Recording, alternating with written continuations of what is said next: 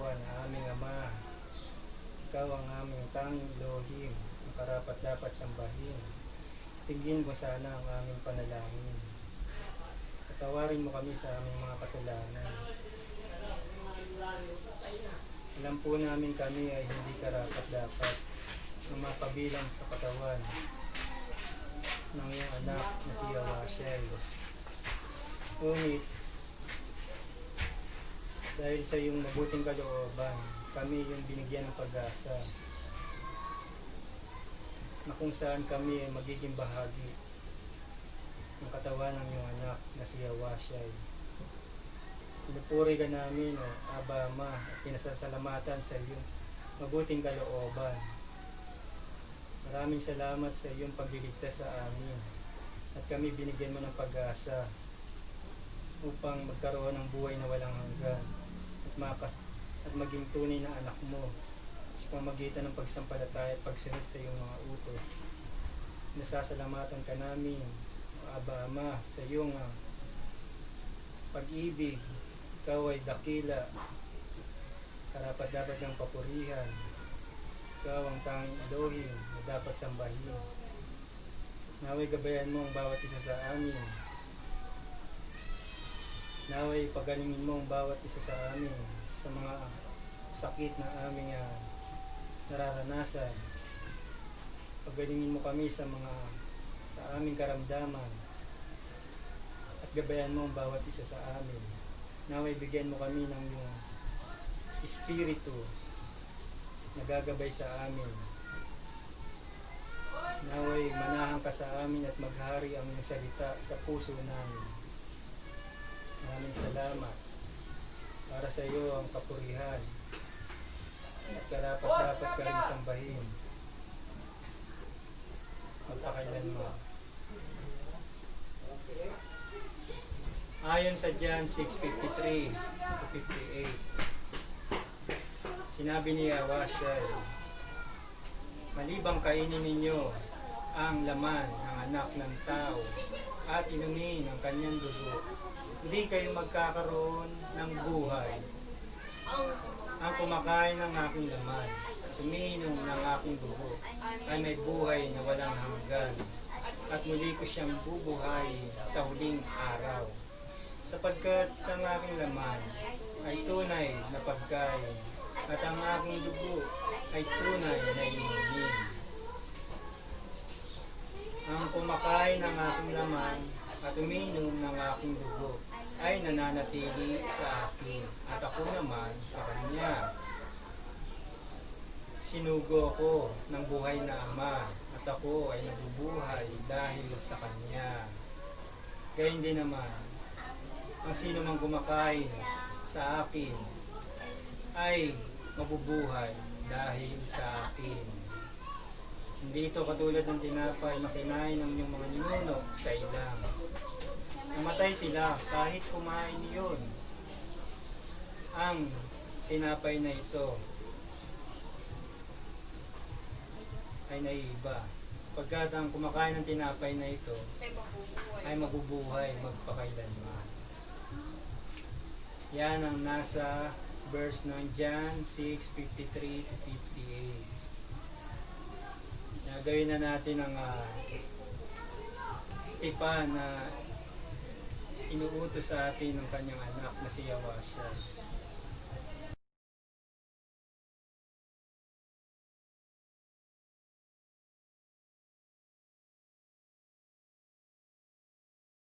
Nang sumapit na raw ang oras, dumulog si Yawashel sa hapag kasama ang mga apostol. Sinabi niya sa kanila, matagal ko nang hinahangad na makasama kayong kumain ng banal na hapunang Pampasko na ito bago ako magbisa. Sinasabi ko sa inyo, hindi na ako muling kakain ito hanggang sa ito'y ganapin sa kaharian ng Elohim. Lumampot si Yawashel ng tinapay. Nagpasalamat. Ama namin, salamat sa tinapay na ibigay mo. Iyong pakabanalin ng tinapay na ito. At pinagputol-putol niya.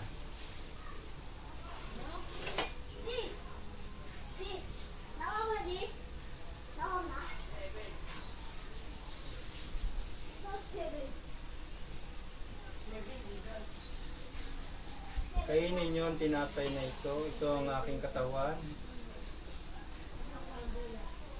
At kumuha din siya ng kopa. Kanyang tinaas at nagpasalamat. O Ama, salamat sa iyong pagpapala. Sana pakabanalin mo ang katas ng ubas na ito. Natanggap namin ang iyong pagtutubos kung magitan ng kanyang dugo.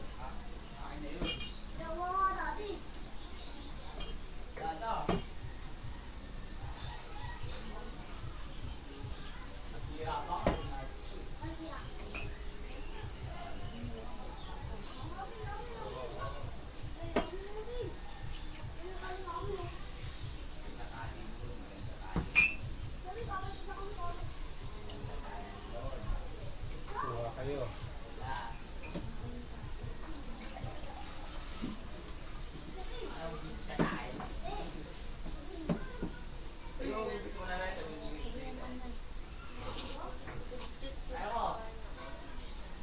Okay, pwede na.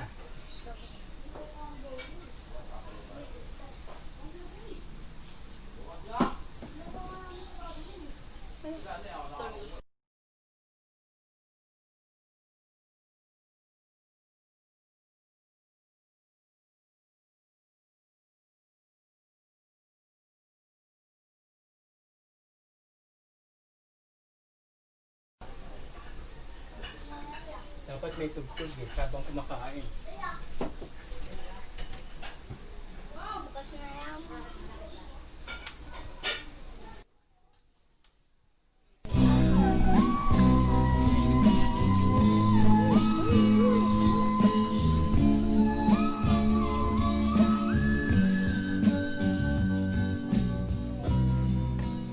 Hindi lahat ng tumatawag kaya hawa na ating ilohin ay makakapasok sa kanyang kaharian.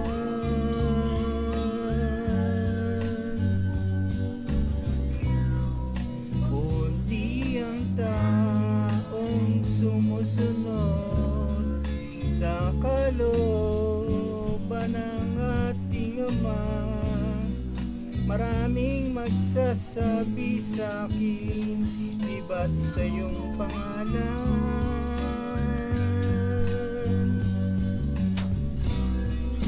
Kami ay nangaral,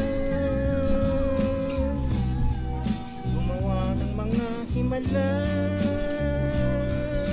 Sasabihin ko sa kanila, di ko kayo kilala. Lumayo kayo sa akin, mga pasaway.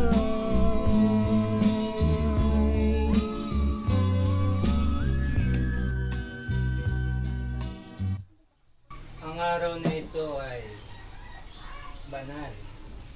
At tinatawag na ikapitong araw, kung saan dapat natin igalang ayon sa kautusan o sa 10 utos.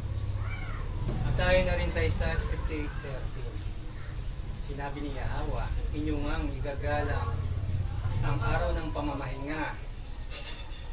Huwag kayong gagawa ng para sa pansariling kapakanan, ni huwag mag-uusap o gagawa ng anumang bagay na walang kabuluhan.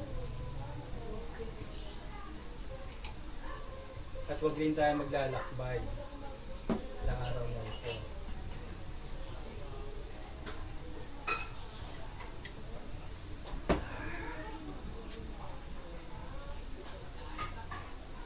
Sa Joshua 1:8, ito yung paraan kung paano maging mayaman. Kulay-kulay mo yun araw at gawin upang matupad mo ang mga nakasaad doon. Maging magsagana at matagumpay ang iyong pamumuhay. Galing. Pagsabi mo, napagkabisado. Alam nyo ba ng nais ng ating Elohim ay sa puso ang kanyang mga utos. Ang patunay niya ay nasa Deuteronomio 6:4-9. Kamo, Pakinggan mo, Israel, Israel. na ating Elohim, ang tanging Elohim. Ibigin mo si Yahweh na ating Lord na buong puso, buong kaluluwa, at buong lakas. Ang mga utos niya ay itanim mo sa iyong mga puso. Ituro sa inyong mga anak, pag-aralan sa inyong tahanan, sa inyong paglalakbay, sa inyong pagtulog sa gabi, sa inyong pag-isip sa umaga. Itali sa inyong kamay at sa noo bilang tanda. Isulat sa hamba ng inyong mga bituan at tarangahan. At sa mga Tama. Sa puso. Sapagkat ayon rin sa Jeremiah 31:31, ang sinasabi niya ay magkakaroon daw siya ng bagong tipan. Ayon dito.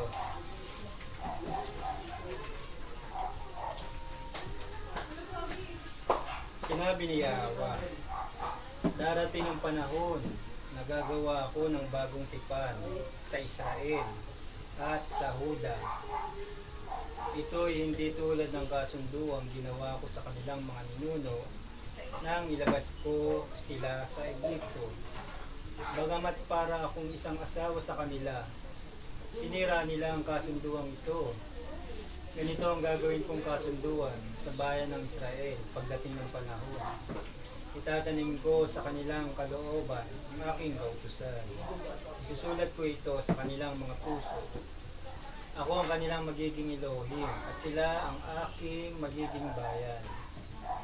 Hindi na nila kailangang turuan ang isa't isa at sabihin, kilalanin mo si Yahweh, sapagkat ako'y makikilala nilang lahat, mula sa pinakaaba hanggang sa pinakadakila, sapagkat patatawarin ko sila sa kanilang kasalanan at kalilimutan ko na ang kanilang kasamaan. Ang tanong, nangyari na nga ba ito? Nangyari na kasi may bagong tipan na, di ba?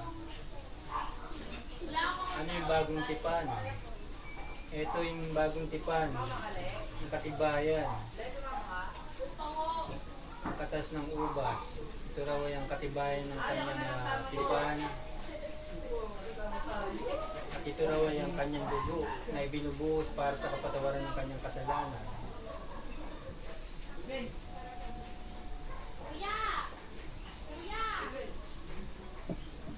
Yan yung bagong tipan na tinutukoy. Na hindi na raw natin siya kailangan turuan ang isa't isa. At sasabihin, kilalanin mo si Yahweh. Sapagkat ako'y makikilala nilang lahat. Mula sa pinakaaba hanggang sa pinakadikila. Sapagkat patatawarin ko sila sa kanilang kasalanan, kalilimutan ko na ang kanilang kasamaan. Yan ang nasusulat sa Jeremiah 31:31. Mga tuwid, itatanim ko sa kanilang kalooban ng aking kautusan. Yan ang naisin niya. Ang maitanim ang kanyang kautusan sa puso ng bawat tao.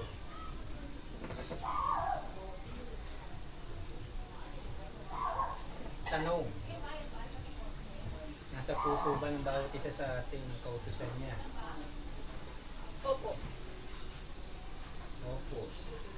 Yan ang tama. Yung iba, bakit hindi sila makasiguro? Hindi nila alam. Yan ang nasusulat eh. At hindi na rin natin kailangan turuan ng bawat isa, di ba? So, basahin natin ulit. Sabay-sabay. May kopya kayo. At pala nag-print ako ng marami ito. No? Ako na lang babasa. Sinabi ni Yahweh, darating ang panahon na gagawa ako ng bagong tipan sa Israel at sa Juda. Ito ay hindi tulad ng kasunduang ginawa ko sa kanilang mga ninuno nang ilabas ko sila sa Egypto. Bagamat para akong isang asawa sa kanila.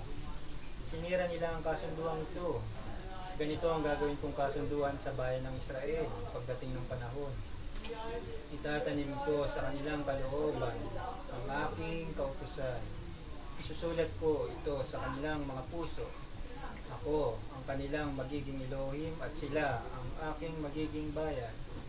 Hindi na nila kailangang turuan ang isa't isa at sabihin, kilalanin mo si Yahweh, sapagkat ako'y makikilala nilang lahat mula sa pinakaaba hanggang sa pinakadakila, sapagkat patatawarin ko sila sa kanilang kasalanan at kalilimutan ko na ang kanilang kasamaan. Yan, nasusulat. Anong payo sa atin para manatili tayong sumusunod sa kanyang utos? Itanim sa kanya po sa kanyang Yan. Nasa Deuteronomy 6:49 sa kanyang Joshua 1:8. Araw-araw tayo magbabasa ng aklat ng kautusan. At ipapaalala ko rin ulit sa inyo na kailangan lagi tayong nasa tama at matutuwid ang pamumuhay. Siya nagsabi na tayo maging ganap. Sa ibang salita, tayo maging perpekto. Nagaya ng Ama sa langit, siya ay perpekto. So ayon sa Matthew 5:42-48, kanyang sinabi, narinig ninyong sinabi, ibigin mo ang iyong kapwa at kamuhian mo ang iyong kaaway. Ngunit ito naman ang sinasabi ko, ibigin ninyo ang iyong mga kaaway at ipanalangin ninyo ang mga umuusig sa inyo, upang kayo'y maging tunay na mga anak ng inyong Ama na nasa langit, sapagkat pinasisikat niya ang araw sa mga mabuti o hindi naman sa masasama. At nagpapawalan siya sa mga matutuwid, gayon hindi sa mga matutuwid. Kung ang mga nagmamahal sa inyo, ang siya lamang ninyong mamahalin, anong gantimpala ang inyong maaasahan? Hindi ba't ginagawa rin niya ng mga maniningil ng buwis? At kung ang mga kapatid lamang ninyo ang inyong binabati, anong ginagawa ninyo higit kaysa iba? Hindi ba't ginagawa rin niya ng mga pagano? Kaya maging ganap kayo gaya ng inyong Ama na nasa langit. Siya ay ganap. Be perfect sa English. Just as your Father in heaven is perfect.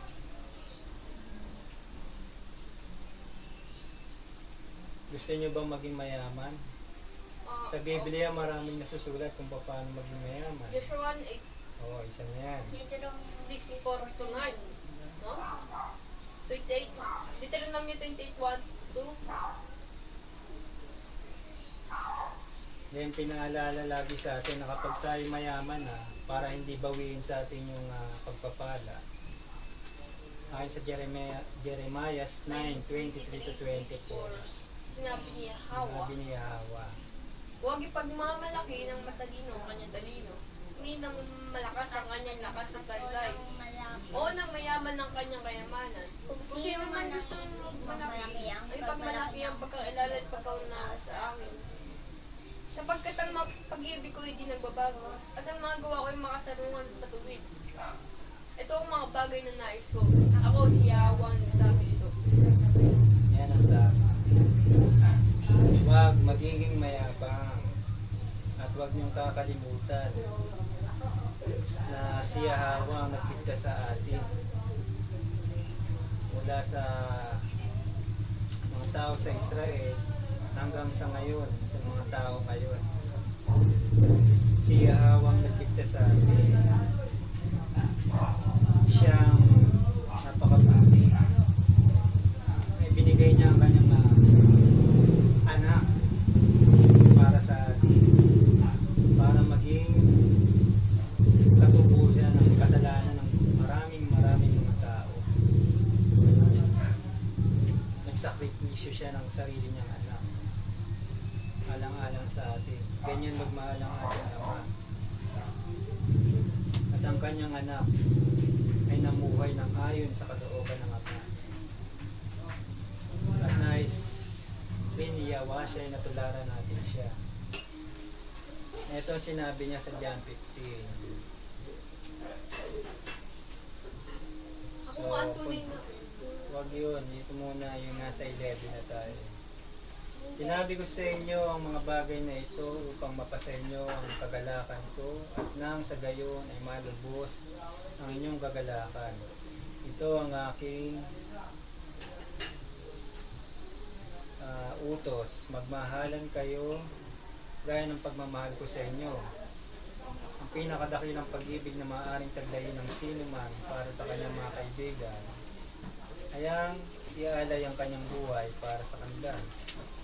Kayo'y mga kaibigan ko kung tinutupad ninyo ang aking mga utos. Hindi ko na kayo tinuturing na alipin sapagkat hindi alam ng alipin ang ginagawa ng kanyang Panginoon. Sa halip, itinuturing ko kayo mga kaibigan sapagkat sinabi ko sa inyo ang lahat ng narinig ko sa aking Ama. Hindi kayo ang pumili sa akin, ako ang pumili sa inyo. Inirang ko kayo upang kayo'y humayo at magbunga at manatili ang inyong bunga. Sa gayon, ang anumang hingi ninyo sa Ama sa aking pangalan ay bibigay sa inyo. Ito nga ang utos ko sa inyo. Magmahalan kayo.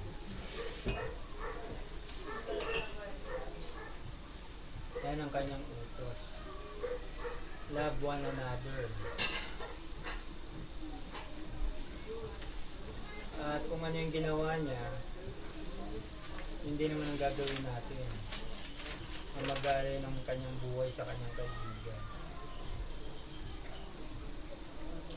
Kaya nga si Yawasay, di ba?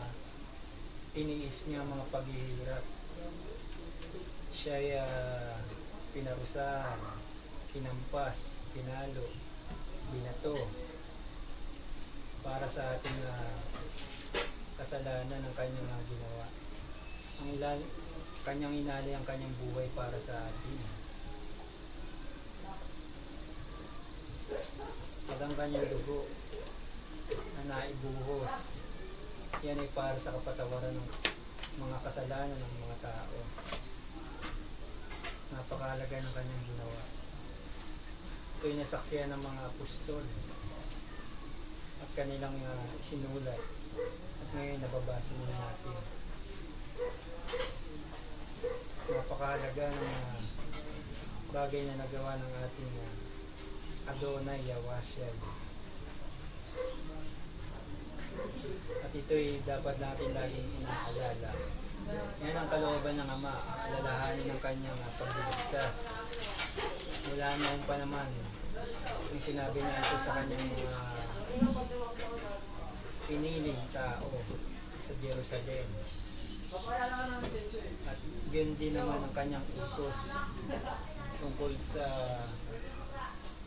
kanyang 10 utos. Na inyong alalahanin ang araw ng pamamahay niya. Huwag kayong maglalakbay sa araw ng pamamahay niya. Huwag kayong magtatrabaho sa araw na ito. Kayong lahat. Nasa camera. Tingin kayo sa camera dapat lang para maganda.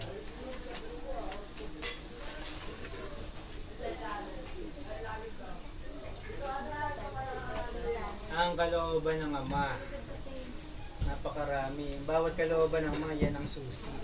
Para tayo'y makapasok sa karya ng langit.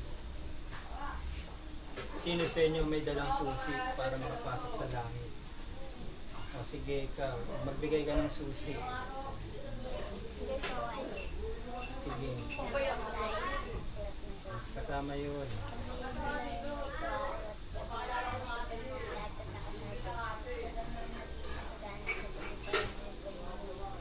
Ayos. Ano pa ang susi na yan? Yan, 6:53. Yan, 6:53 to 58. Sinabi ni Yawashay, pakatandaan ninyo, malibang kainin ninyo ang laman. Hindi kayo magkakaroon ng buhay.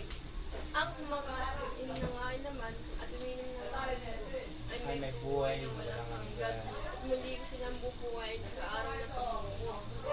Sapagkat ang aking laman ay tunay na yung pagkain at ang aking dugo ay tunay na inumin. Ang kumakain ng aking laman at umiinom ng aking dugo ay nananatili sa akin at ako naman sa kanya. Sinugo ako ng buhay na Ama At at ako'y nabubuhay dahil sa kanya. Gawin rin ng mga ng aking laman at umiinom ng aking dugo. Kung sino mang kumakain sa akin ay mabubuhay dahil sa akin. Hindi ito katulad ng kinain ng inyong mga nuno sa ilang. Sila ay namatay. Kahit kumain na yun.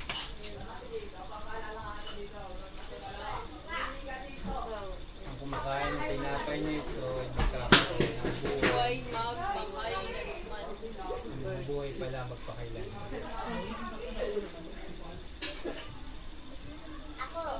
Kaya dami-raming susi. Yun. Ang Espiritu nagbibigay buhay, hindi ito magagawa ng naman. Ang mga salitang sinabi ko sa inyo ay Espiritu at ito ang nagbibigay buhay. Yan ang tama. Kaya dapat tayo laging nakikinig at umuunawa ng bawat salita ng Ilonggo. May warning. May sinabi siya tungkol sa binhi. Makinig kayo at unawain ang talinghaga tungkol sa mga hasik. Kapag ang tao ay nakinig sa mensahe tungkol sa paghahari ng Elohim, ngunit hindi ito inuunawa, siya ay katulad ng binhing nalaglag sa daan. Dumarating ang masama at agad inaalis sa kanyang isip ang mensaheng kanyang napakinggan. Ang katulad naman ng binhing nalaglag sa mababatong lupa ay ang taong nakikinig ng mensahe agad at masayang tinatanggap ito, ngunit hindi tumatalima sa kanyang puso. Sandali lang ito nananatili. At pagdating ng mga kapighatian at pagsubok, dahil sa mensahe, agad siyang tumatalikod sa kanyang pananampalataya. At Ang binhing nahulog sa may matitinik na halaman ay ang mga taong nakikinig. Ngunit dahil sa pagkabalisa sa maraming bagay at pagkahumaling sa kayamanan, nawawala ng puwang sa kanilang puso ang mensahe at ito hindi nagkakaroon ng bunga. At ang binhing na ihasik sa matabang lupa ay ang taong dumirinig at umuunawang mabuti sa mensahe, kung kaya't nagkakaroon ng maraming bunga. may tag-100. May tig-100, Anim na po. may 60, at may 30. Yan ang mga mensahe. Dapat pala sa atin kapag makikinig ng mensahe, hindi lang tayo dapat makinig lang, tapos wala sa puso. Ang sabi kasi, kapag ikaw ay binhing nahulog o naihasik sa matabang lupa, ikaw yung magbubunga. Ito yung mga taong nakikinig at umuunawang mabuti sa mensahe, kung kaya ito'y nagkakaroon ng bunga. Yun yung pinakapalatandaan. Yan ang isa sa mga susi na dapat nating taglayin. Ang makinig at umunawa ng mensahe. Maliwanag ba sa inyo? Opo. Anong dapat natin gawin para pag may nagbibigay ng mensahe tungkol sa paghahari ng Elohim? Makinig. At unawain ito. Hindi sapat ang At makinig isang lang. puso. Isa puso ang binhi. Upang magbunga. Kaya tayo nagbubunga sinasa puso rin natin. Bukod sa pag-unawa, kailangan yan. Bukod sa pakikinig. Naalala ko nung ako sanggol pa sa pananampalataya. Naranasan ko rin na maging binhi na agad na tumatanggap ng mensahe. Ngunit hindi ito nananatili. Sandali lang ito nananatili. Dahil sa mensahe, pagdating ng mga pagsubok, pagkapigatihan, nanghina ang aking pananampalataya. Dahil rito, naging abala rin ako sa negosyo, sa aking mga trabaho. At nalimutan ko na at nawala na ako ng oras sa pagbabasa ng Biblia. Sa sinasabi sa binhi na yun, na nahulog sa may matitinig na halaman, nawawala ng puwang sa kanyang puso ang mensahe. At yan yan nangyayari sa mga taong busy o abala sa kanyang mga negosyo, sa kanyang mga trabaho. Nawawala ng puwang mensahe sa kanilang mga puso. Ngunit ngayon, napapansin ko nagkakaroon din tayo ng bunga.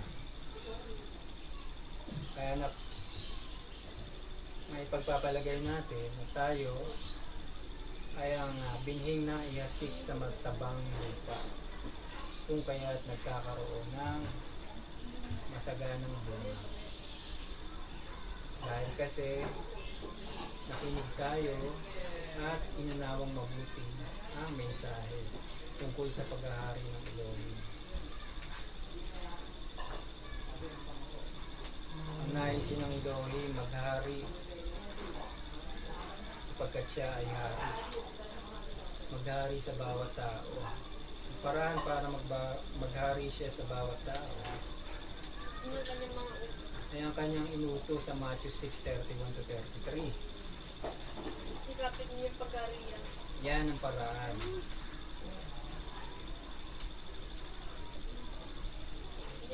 Basahin nyo, Matthew 6:31-33. Yan ang paghahari. O sige, recite. Huwag kayong mag-alala kung saan mong galing yung pagkain, inumin, o dadamitin. Ang mga ito Ito ay laging pinoproblema ng mga pagkaano.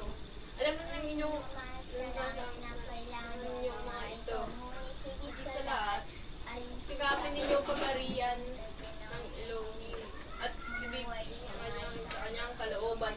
Ibibigay niya lahat ng inyong kailangan. Galing. May Matthew 12:36-37. Alam mo tandaan ninyo. sa Tandaan ninyo sa araw. Natatandaan nyo pa ba yung Matthew 12:36 to Opo. 37? Tandaan ninyo sa araw Sige. pag-uukom. si Charis. Isa-isa kayo. Sige, muna ikaw. Sarap tayo sa camera. Si Charis. Ikaw muna. Si Charis. Sige, ako muna. Tandaan ninyo, sa araw ng pag-uukom, pananakodan ng tao ang bawat walang kabulang salitang sinabi nila. O walang sala po paparusaan batid sa iyong mga kaila. Atin. Matthew. O sige, Matthew. Matthew 12:36-37. Tandaan niyo sa pag-uukom pananakodan ng tao, bawat walang kabulang salitang sinabi. Papawalang sala ko paparusaan batid sa iyong mga salita.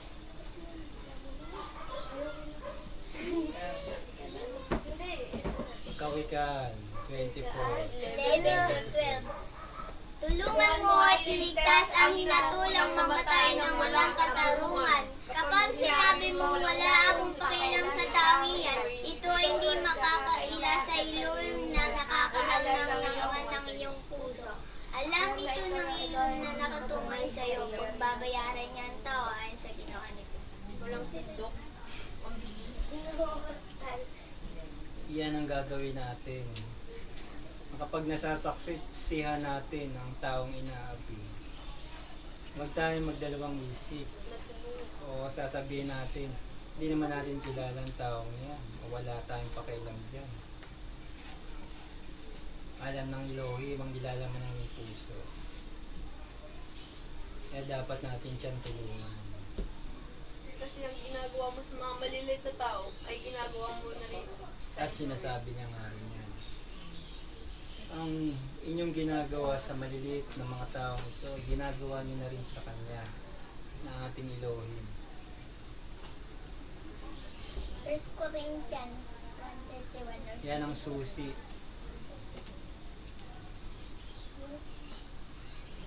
Kaya kailangan lagi tayong mamuhay ng matuwid ayon sa Kanyang kalooban. At nais din ng Elohim na patigilin natin ang mga hangal sa kanilang kamangmangan sa pamagitan nito ng pamumuhay ng mabuti ayon sa sinulat ni Pedro sa unang Pedro. Habang hinahanap ko, i-recite natin yung Jeremiah 9:23 to 24. Sinabi ni Yahweh, Huwag pag malaki ng matalino ang kanyang talino, Ninang mayaman ang kanyang kayamanan. O nang malakas. O nang malakas ang kanyang lakas.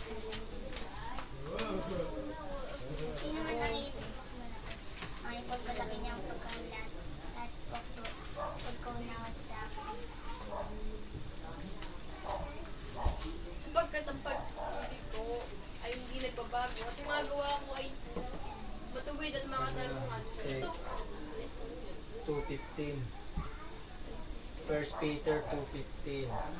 Nais ng Elohim na sa pamamagitan ng inyong wastong pamumuhay ay mapatigil ninyo ang mga hangal sa kanilang kamangmangan. Ulitin ko. 1 Peter 2:15. Nais ng Elohim na sa pamamagitan ng inyong wastong pamumuhay ay mapatigil ninyo ang mga hangal sa kanilang kamangmangan. Mamuhay kayong tulad ng mga taong malaya, subalit huwag ninyong gawing dahilan sa paggawa ng masama ang inyong kadayaan. Sa halip, mamuhay kayo bilang mga alipin ng Elohim. Igalang ninyong lahat ng tao at mahalin ang mga kapatid kay Yawasyay. Mamuhay kayo ng may takot sa Elohim. Igalang ninyo ang presidente.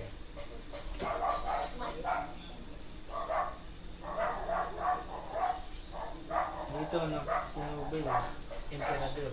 Sa atin, wala naman emperador dito. Presidente ang katumbas niyan.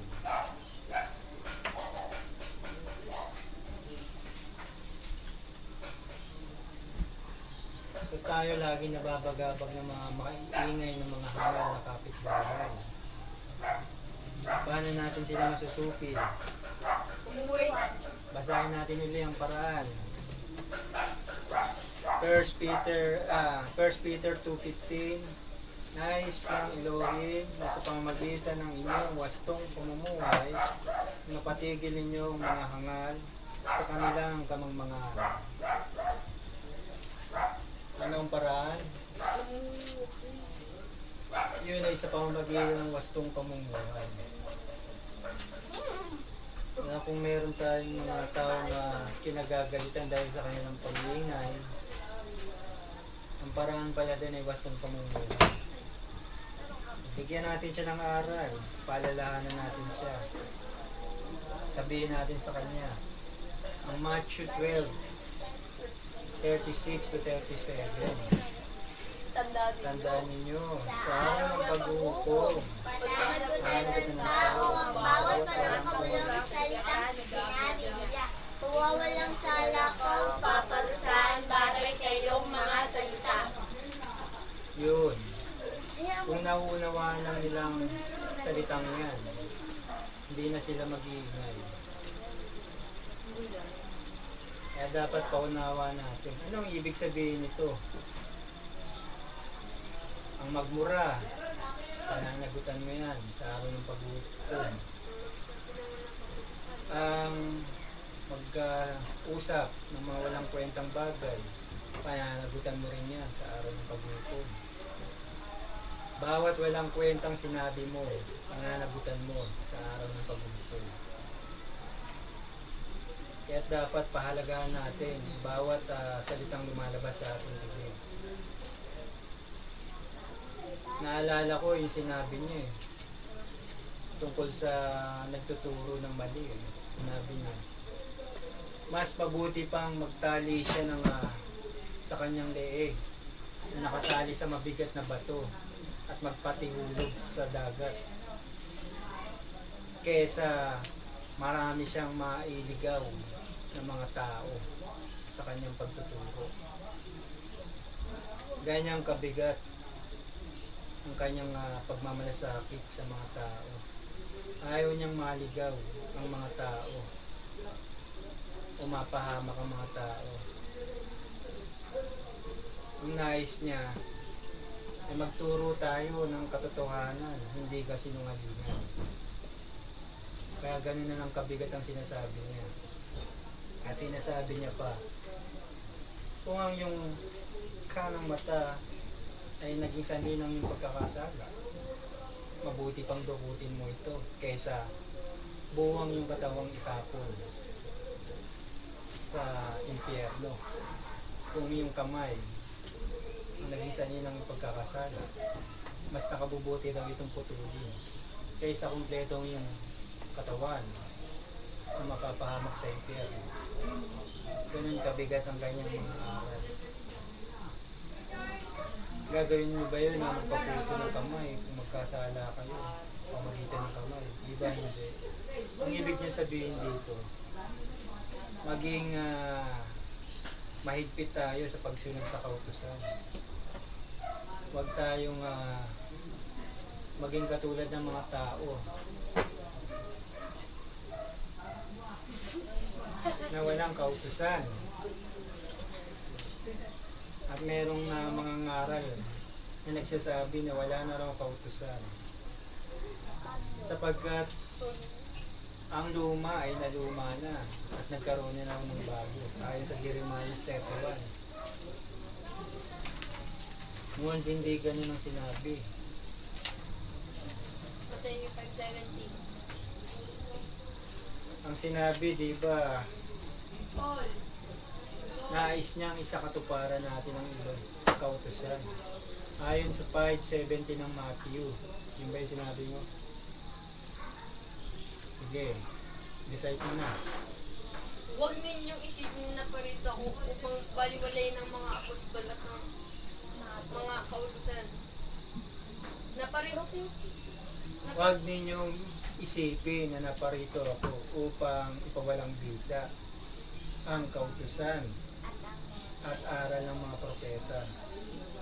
Hindi ako naparito para lang ipawalang bisa ang kautusan at aral ng propeta, kundi para ipaliwanag at tuparin ang mga ito.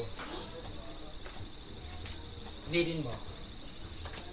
Huwag ninyong akalain na parito ako upang ipawalang bisa ang kautusan ng mga propeta. Naparito ako hindi upang ipawalang bisa ang mga ito, kundi upang tuparin. Tandaan ninyo, Sige, dugtong mo pa. maglalaw ang langit at ng lupa.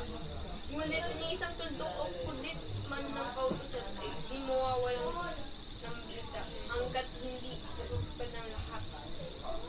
Ilantad na natin yung sulat tungkol sa paglapastangan sa salita ng ating Lord. Ilantad natin sila. Ito ang kanilang sinasabi. Ito ang mga aral ni Pablo na dapat nating Gawa 13. iwasan o huwag nating sundin sapagkat ito ang nagliligaw sa maraming tao. Gawa 13:39. At ang lahat ng sumasampalataya sa Kanya ay paglalalayan na sa lahat ng pagkakasala na mula sa mga ito ay hindi kayo kayang palayain ng kautusan ni Moses. Hebreo 7:12. O totoo na dahil sa kautusan o mula sa pamagitan ng kautusan,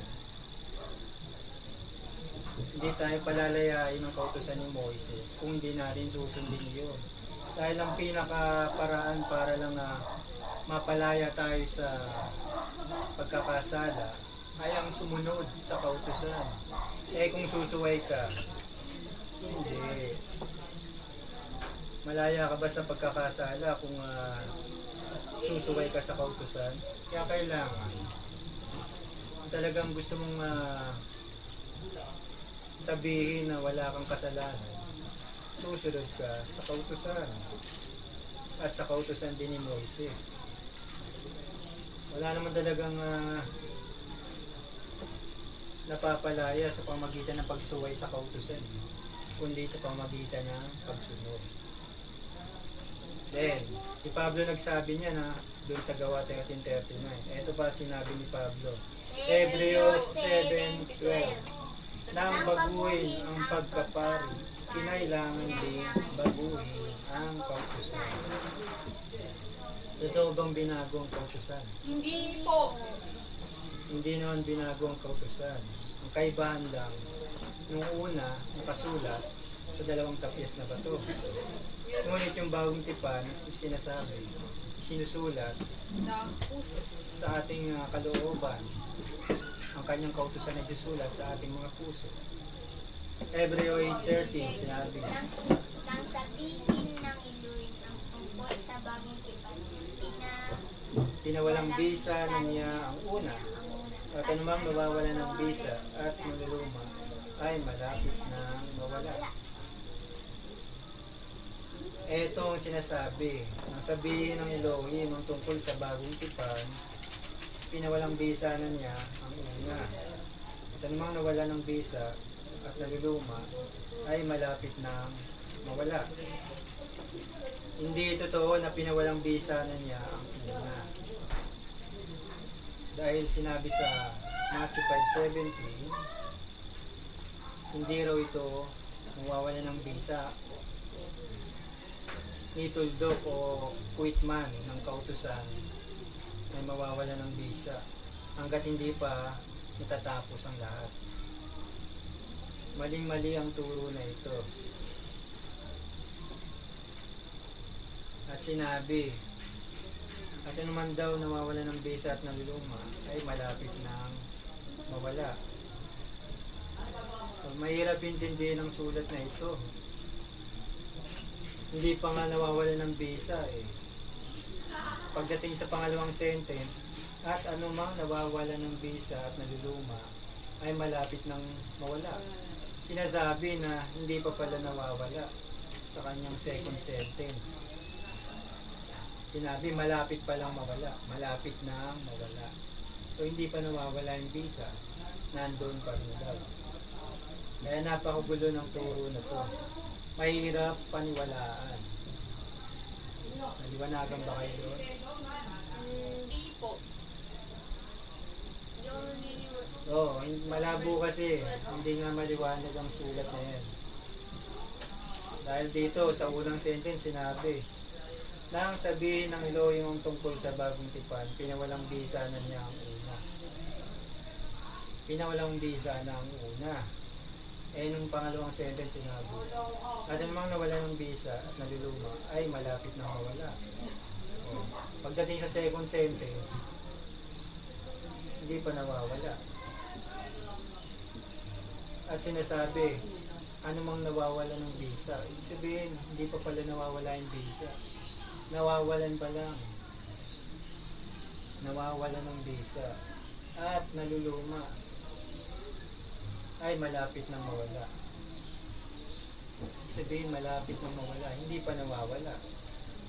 Malapit pa lang mawala. Kaya napakagulo ng turo ni Pablo. At hindi mo pagkakatiwalaan ng ganitong aral. Sino ba ang mas nakahigit? Si Pablo o si Adonai Yawasher?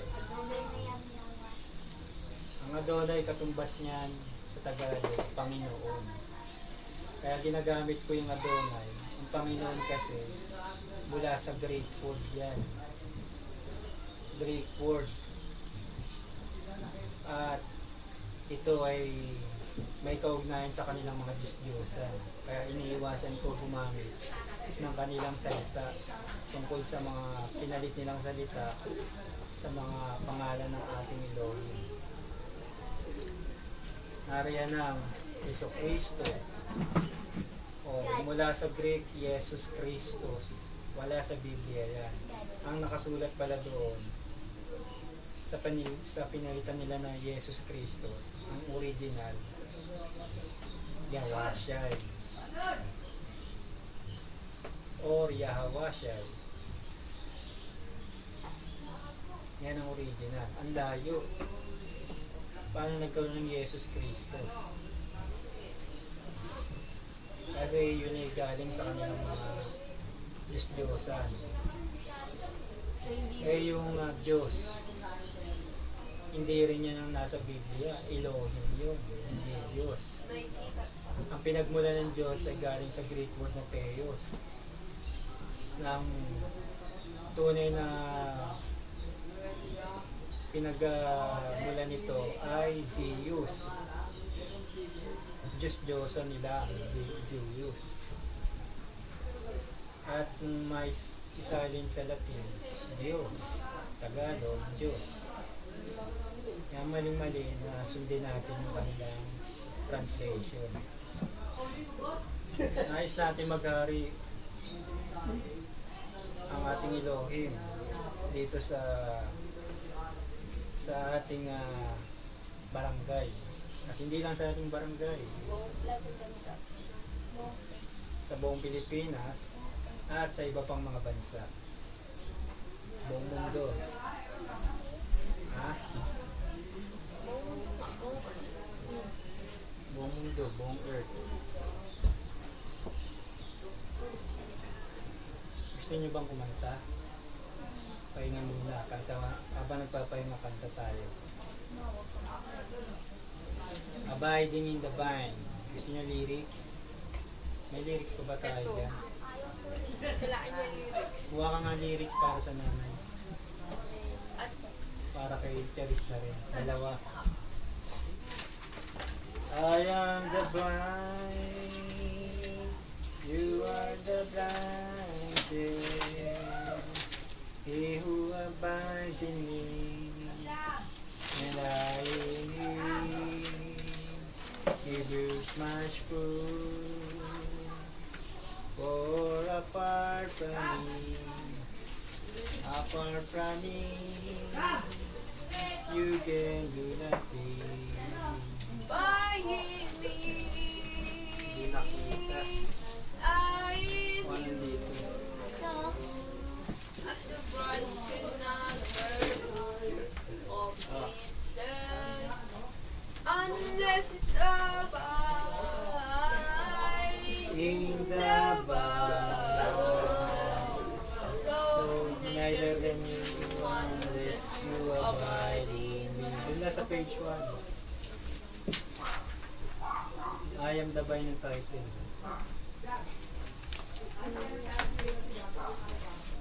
I am the vine. Game, kanta na. a 1, a 2, a 1, 2, 3. I am the vine. You are the branches. He who abides in me, and I in him, he bears much fruit. For apart from me, you can do nothing. Abide in me, and I in you. As the branch cannot bear fruit of itself, unless it abides in the vine. So neither can you unless you abide in me.